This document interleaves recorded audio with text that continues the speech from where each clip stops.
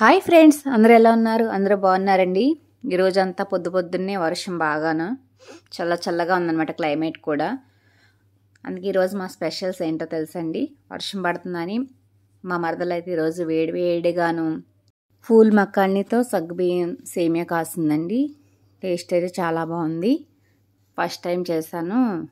ఈరోజు నేను లెగ్సేసరికి అన్నిటే రోజు తనే చేసేసుకుంటుంది. ఈరోజు స్పెషల్ చేశాను అంది. టేస్ట్ ఎలా ఉన్నాయి చెప్పమంది.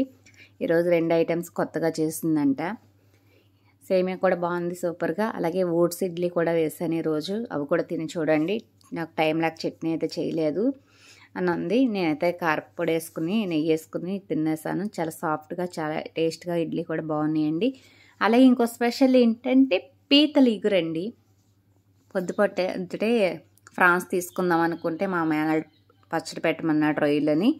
అబ్బాయిని తీసుకురమ్మంటే తీసుకొచ్చాడు. వాటితో పాటు అక్క పీతలు కూడా తెచ్చానన్నాడు.